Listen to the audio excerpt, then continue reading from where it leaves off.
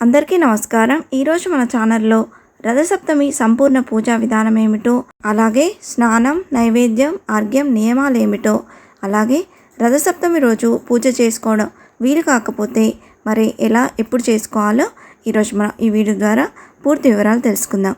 ఎక్కడా స్కిప్ చేయకుండా పూర్తి వీడియో చూస్తారని ఆశిస్తున్నాను. ఇంతవరకు నా ఛానల్ సబ్స్క్రైబ్ చేసుకున్న వాళ్ళు ఉంటే సబ్స్క్రైబ్ బటన్ని ప్రెస్ చేసి పక్కనే ఉన్న బెల్ ఐకాన్ని ప్రెస్ చేసి అలానే ఆప్షన్ ప్రెస్ చేశారంటే నేను పెట్టే ప్రతి వీడియో మీరు మొదటగా నోటిఫికేషన్ ద్వారా చూసేయచ్చు. ముందుగా వీడియోలోకి వెళ్ళిపోదాం.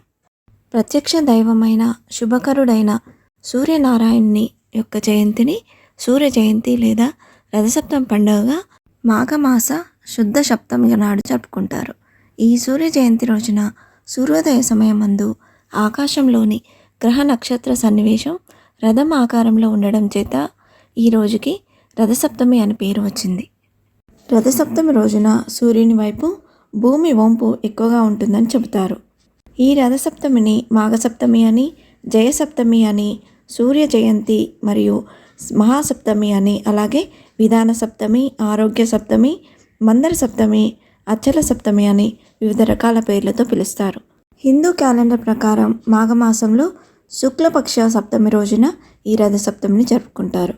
కొన్ని ప్రాంతాల్లో ఈ రోజును సూర్య జయంతిగా పాటిస్తారు. మహాభారతంలో భీష్మాచార్య తన శరీరాన్ని విడిచిపెట్టి మోక్షాన్ని పొందేందుకు ఈ రోజును ఎంచుకున్నాడని నమ్ముతారు. రథసప్తమి పండుగ అన్ని రకాల దాన పుణ్య కార్యకలాపాలను నిర్వహించడానికి అత్యంత పవిత్రమైనది. పురాణాల ప్రకారం ఈ సందర్భంగా భక్తులు దానాలు చేయడం ద్వారా వారి పాపాలు తొలగిపోతాయని, అలాగే దీర్ఘాయువు, శ్రేయస్సు మరియు మంచి ఆరోగ్యాన్ని పొందుతారని నమ్ముతారు. రథసప్తమి సందర్భంగా చేసే మొదటి మరియు అత్యంత ముఖ్యమైన ఆచారం సూర్యోదయానికి ముందే నిద్రలేచి పవిత్ర స్నానం ఆచరించడం. సూర్యోదయం సమయంలో మాత్రమే ఈ ఆచారాన్ని నిర్వహించడం చాలా ముఖ్యం. ఈరోజు చేసే స్నాన నియమాలు ఏమిటో ఇప్పుడు తెలుసుకుందాం.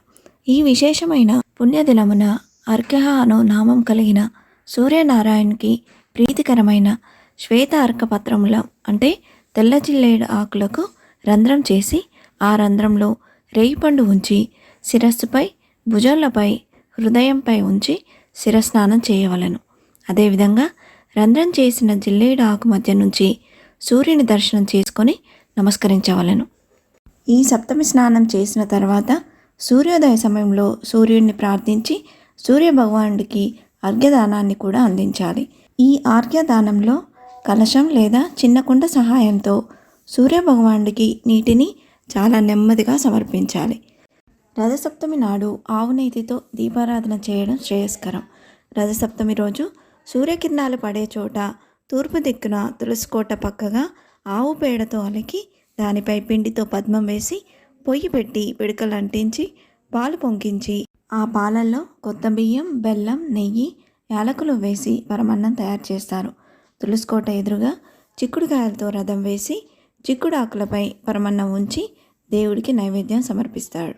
పొంగల్ని లేదా పరమన్నాన్ని నైవేద్య నివేదన చేసి ప్రత్యక్షంగా కనిపించే సూర్యునికి దీప ధూప నైవేద్య కర్పూర హారతి ఇచ్చాక రాగి చెంబులో శుభ్రమైన నీటితో నింపి అందులో చిటికెడు పసుపు, కుంకుమ, పంచదార, పచ్చి ఆవు పాలు, కొన్ని ఎర్రని పువ్వులు ఆ చెంబులో వేసి ఆ చెంబును పట్టుకొని రెండు చేతులతో ఆకాశానికి చాచి సూర్యుని చూస్తూ మనస్ఫూర్తిగా స్వామివారికి నమస్కారం చేస్తూ ఓం శ్రీ సూర్యనారాయణాయ నమః అని స్మరిస్తూ రాగి చెంబులో ఉన్న నీళ్లను భూమిపైకి ఇలా అర్ఘ్యమిచ్చాక సాష్టాంగ నమస్కారం చేసి మొదట ప్రసాదాన్ని తాను స్వీకరించి శుభ్రంగా చేతులు కడుక్కొని ఇతరులకు పంచాలి.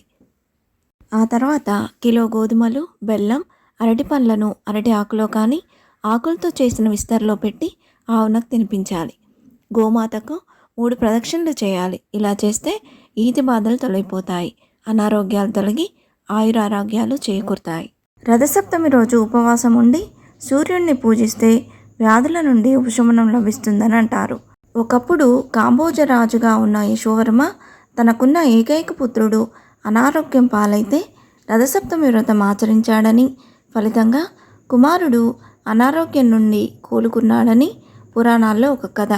అందుకే సూర్యుడిని ఆరోగ్య ప్రదాత అంటారు.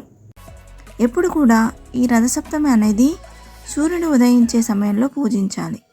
ఒకవేళ ఆ రోజు మనకు పూజ చేయడం వీలు కాకపోతే ఈ పూజని రథసప్తమి తర్వాత వచ్చే మాఘ ఆదివారాలు జరుపుకోవచ్చు. అవి ఎప్పుడెప్పుడు ఉన్నాయో ఇప్పుడు చూద్దాం. రథసప్తమి తర్వాత 3 మాఘ ఆదివారాలు వచ్చాయండి. మొదటి మాఘ ఆదివారం ఫిబ్రవరి 9, 2025 వచ్చింది. ఇది ఈరోజు తిథి ద్వాదశి తిథి, నక్షత్రం ఆర్ద్ర నక్షత్రం ఉందండి. రెండవ మాఘ ఆదివారం ఫిబ్రవరి 16, 2025 వచ్చింది. ఈరోజు తిథి చవితి తిథి, నక్షత్రం హస్త నక్షత్రం. మూడవ మరియు చివరి మాఘ ఆదివారం ఫిబ్రవరి 23, 2025 వచ్చిందండి. ఈరోజు తిథి దశమి తిథి, నక్షత్రం మూల నక్షత్రం. రథసప్తమి రోజు మనకు ఏ సందర్భంలోనన్నా వీలు కాకపోతే ఈ 3 ఆదివారాలలో ఏ ఆదివారమైనా మనము ఈ రథసప్తమిని జరుపుకోవచ్చు. రథసప్తమి నాడు దేవుడికి ముఖ్యంగా ఎరుపు రంగు పూలతో పూజిస్తే మంచిది. ఈ రోజున బంగారం కానీ వెండి కానీ రాగితో కానీ సూర్యుడికి చిన్న రథంను చేయించి అందులో కుంకుమతో దీపాలతో అలంకరించి అందులో ఎర్ర రంగు సూర్యుని విగ్రహాన్ని ప్రతిష్ఠించాలి. ఆ తర్వాత దాన్ని పూజించి పండితులకు ఆ రథాన్ని దానం చేయాలి. రథసప్తమి రోజు ఉపవాసం ఉండి దైవారాధనలోనే కాలం గడిపితే ప్రత్యక్ష దైవం సూర్యభగవాన్ని అనుగ్రహం పొందుతారని పురాణాలు తెలిపాయి. ఈ రోజున ముత్తైదువలు తమ నోములకు వ్రతాలకు అంకురార్పణ చేస్తారు. ఈరోజు పుణ్యకార్యములు తలపెట్టిన విజయవంతంగా పూర్తి అవుతాయని ప్రజలు ప్రగాఢంగా విశ్వసిస్తారు. ఉద్యోగం వ్యాపారాలలో పురోగతి కావాలనుకునేవారు రథసప్తమి రోజున ఎర్రని రంగులో ఉండే గోమాతకు బెల్లం తినిపించాలంటారు. గోమాతలో ముక్కోటి దేవతలు కొలువై ఉంటారని చాలామంది నమ్మకం.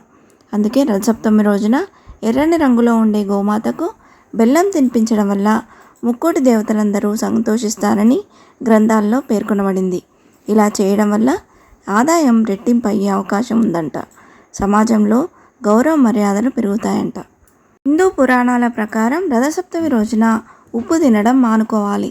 ఈ పవిత్రమైన రోజున మీ శక్తి సామర్థ్యం మేరకు పేదలకు ఉప్పును దానం చేయాలి. ఈ రోజున ఉపవాస దీక్ష ఆచరించేవారు కూడా ఉప్పు తినకుండా కేవలం పండ్లను మాత్రమే తినాలి. ఇలా చేయడం వల్ల మీ జీవితంలో ఎదురయ్యే అడ్డంకులన్నీ తొలగిపోతాయని పండితులు చెప్తున్నారు.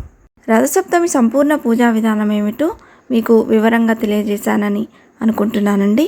ఈ వీడియో మీకు నచ్చిందని ఆశిస్తున్నాను. ఇలాంటి ఇంట్రెస్టింగ్ వీడియోస్ కోసం please subscribe my channel and press the bell icon. అలాగే లైక్ చేయండి, షేర్ చేయండి. మీకు ఏమైనా సందేహం ఉంటే నా కమెంట్ బాక్స్లో పోస్ట్ చేయండి. మీరు సబ్స్క్రైబ్ చేసుకొని బెల్ ఐకాన్ని కూడా ప్రెస్ చేశారంటే నేను పెట్టే తర్వాత వీడియోస్ కూడా మీరు నోటిఫికేషన్ ద్వారా చూసేయవచ్చు. అందరికీ ధన్యవాదములు. సర్వే జన సుఖినో భవంతు. స్వస్తి.